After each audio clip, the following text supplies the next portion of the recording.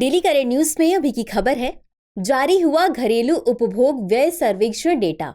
बीते दिनों लगभग 11 वर्षों में पहली बार 2022-23 के लिए अखिल भारतीय घरेलू उपभोग व्यय सर्वेक्षण के व्यापक निष्कर्ष जारी किए गए। इसी संदर्भ में नीति आयोग के मुख्य कार्यकारी अधिकारी ने अपने निष्कर्षों का हवाला दिया, जिसके अनुसार 5% से भी कम भारतीयों की गरीबी रेखा से नीचे होने की उम्मीद है और अत्यधिक गरीबी लगभग दूर हो गई है।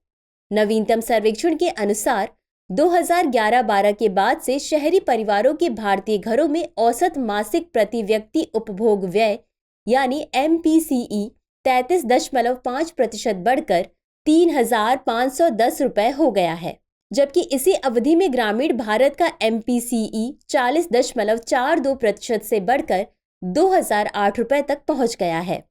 ग्रामीण परिवारों के लिए भोजन पर खर्च का अनुपात 2011-12 में 52.9% से घटकर 46.4% हो गया है। वहीं उनके शहरी समकक्षों ने भोजन पर अपने कुल मासिक व्यय का केवल 39.2% खर्च किया है, जबकि 11 साल पहले यह 42.6% था। सांख्यिकी और कार्यक्रम कार्यान्वयन मंत्रालय ने सर्वेक्षण के निष्कर्षों के सारांश पर एक फैक्ट शीट जारी की। साथ ही यह भी कहा गया कि सर्वेक्षण पर विस्तृत रिपोर्ट बाद में लाई जाएगी। फैक्ट शीट के अनुसार MPCE द्वारा रैंक किए गए भारत की ग्रामीण आबादी के निचले 5% का औसत MPCE 1,373 रुपए है, जबकि शहरी क्षेत्रों में समान श्रेणी की आबादी के लिए यह 2,001 रुपए है।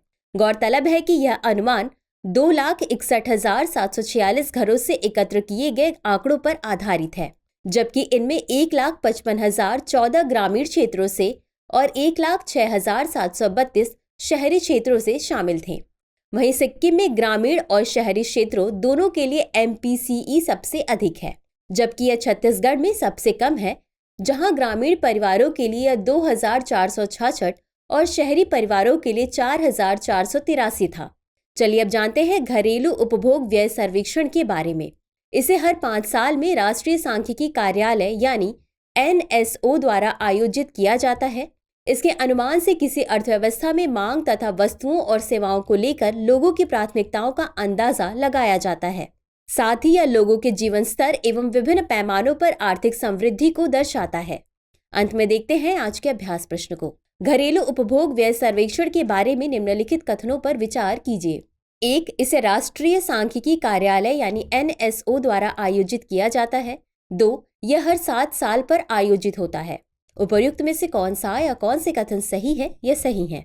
A केवल 1, B केवल 2, C 1 और 2 दोनों, D न तो 1 और न ही 2।